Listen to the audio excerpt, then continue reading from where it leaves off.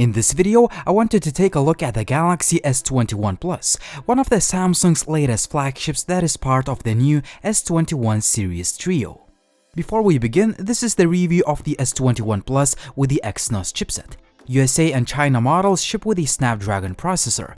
Also, if you're interested in the review of the Galaxy S21 Ultra, S21, or a detailed comparison between all of the new Galaxies, you'll find the links to each video in the description down below.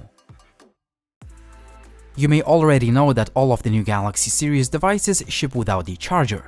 All you get is USB Type-C cable, some paperwork, and a SIM ejector pin. The lack of the charger upsets quite a few users, but because Apple did it, Samsung did it, Xiaomi might do it, this is kind of a new quote-unquote trend that we need to get used to.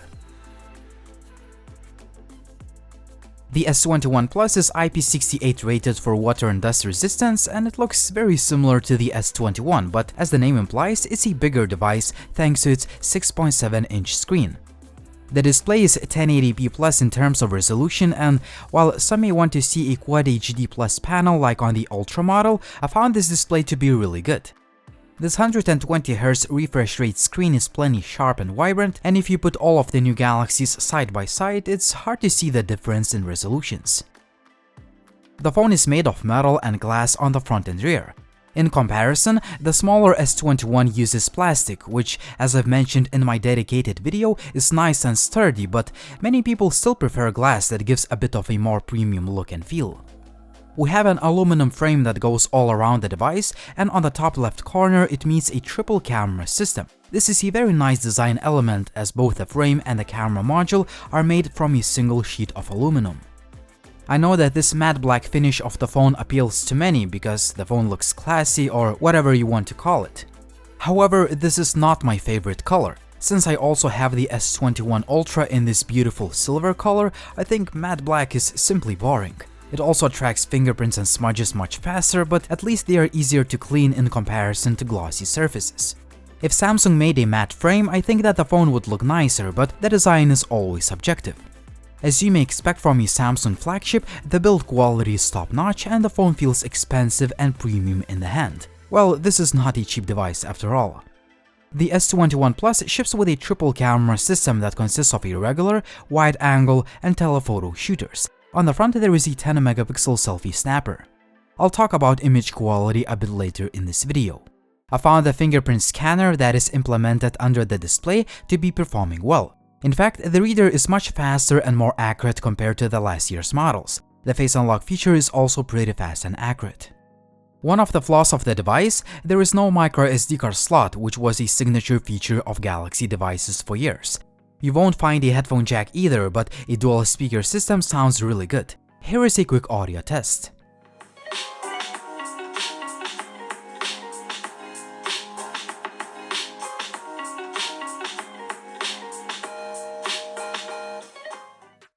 Just like the S21 and the Ultra, the S21 Plus ships with a top-tier processor that is coupled with a good amount of RAM and plenty of storage. Let's be honest, if you're buying a flagship device, you expect it to perform great no matter the task you throw at it.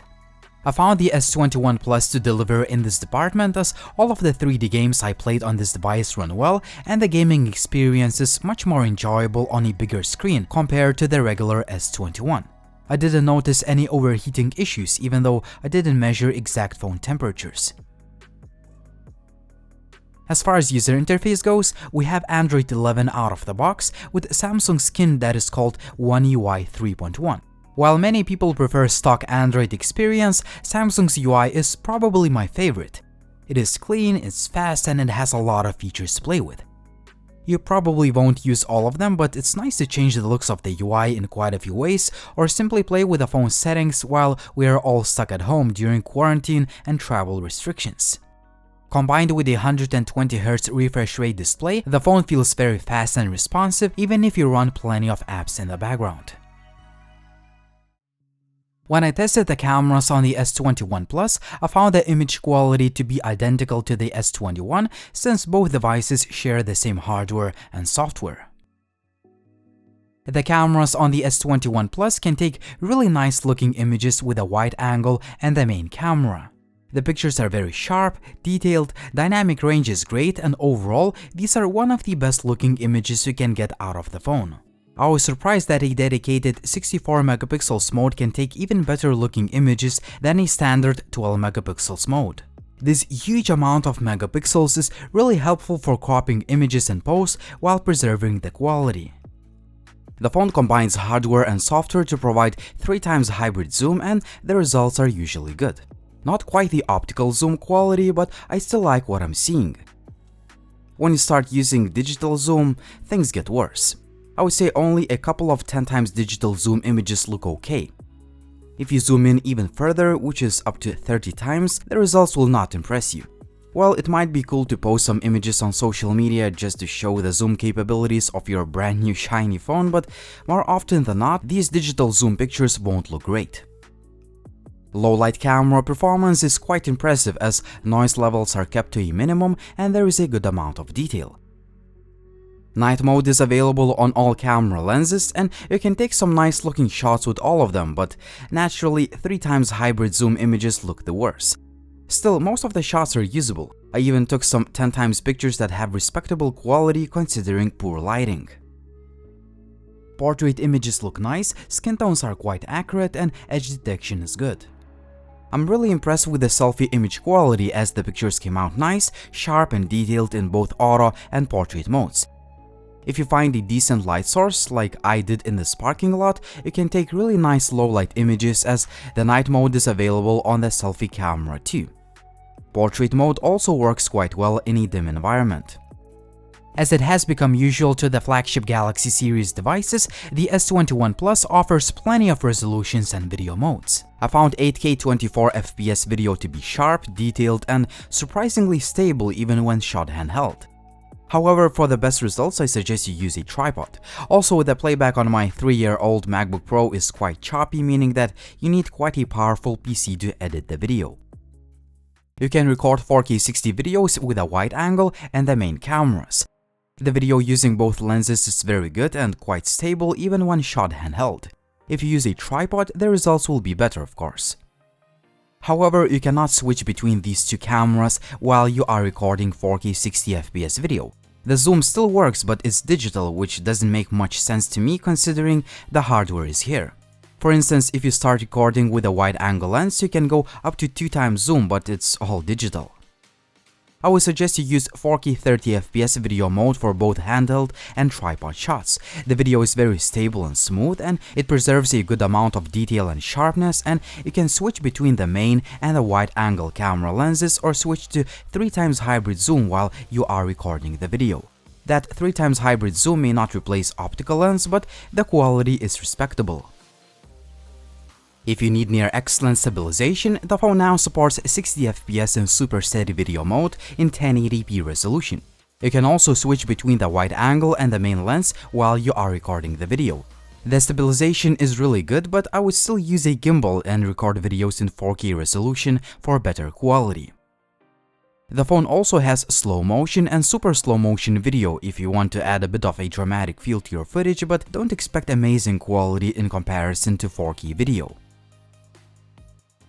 The new director's mode allows you to record with a selfie and one of the back cameras at the same time. No, you can't record with all of the back shooters simultaneously, but you can switch between the wide angle, main, and telephoto cameras seamlessly. Selfie video quality using both 60 and 30fps modes is very good and stable. I'm also impressed with excellent sound recording quality, and portrait video that is available on both selfie and main shooters produces nice looking footage. Here are a few audio and video samples. Of portrait video mode is that it gives you some sort of blurry background effect. In this video test, you should check out how does the edge detection work. So, as you can see, this is not handheld video because I'm using the tripod. So this is how the video would look like if you wanted to use this phone's selfie shooter for your creative work. Low light 4K 30fps video quality is pretty good, but naturally, there is quite a bit of noise in the footage, especially if you use the wide angle lens. Main lens produces much cleaner footage and 3 times hybrid zoom produces quite a decent video. Low-light 4K 60fps video shot with a selfie camera has a lot of noise, meaning that you need to find a decent source of light for better quality footage. I uploaded a lot of uncut camera samples on my secondary channel, so you can check out the quality yourself. All the links will be down below. The S21 Plus ships with a 4800 mAh battery, and I found it to be performing well. If you use the phone mostly for the basic day-to-day stuff like social media, reading the news, and taking some pictures, you should expect to get somewhere between 6 to 8 hours of screen on time. If you use the device mainly for YouTube or Netflix at about 50% of screen brightness, you should expect to get between 10 or even 12 hours of SOT. Charging time really depends on what kind of charger you use. I used my S21 Plus with a super fast 45 watts Samsung brick, but all of the new Galaxies support only 25 watts of charging speed. It's not the fastest speed in the Android world, but you can still fully charge the phone in just about 1 hour. You can also recharge the device wirelessly at the speeds of 15 watts or charge other devices thanks to the reverse wireless charging technology. Just like the Galaxy S21, the S21 Plus is a great flagship phone, but it shares the same shortcomings. Just like the S21 and the Ultra, it lacks the micro SD card slot, we no longer have a headphone jack, and there is no charger in the retail box. Same as on the S21, you cannot switch between different camera lenses while you are recording the video in 4K 60fps mode. This feature is only available in 4K 30fps video recording mode. Other than that, the S21 Plus, as the name implies, is just a bigger S21 with a glass backplate. The phone looks and feels premium, it has a good 120Hz refresh rate display, and the overall performance is great thanks to flagship hardware and good software optimization. However, a more advanced S21 Ultra costs just about 200 euros more, which leads me to the conclusion. If 200 euros extra is a lot of money for you, go with the S21 Plus, as you'll get a great all-around flagship phone with a huge display.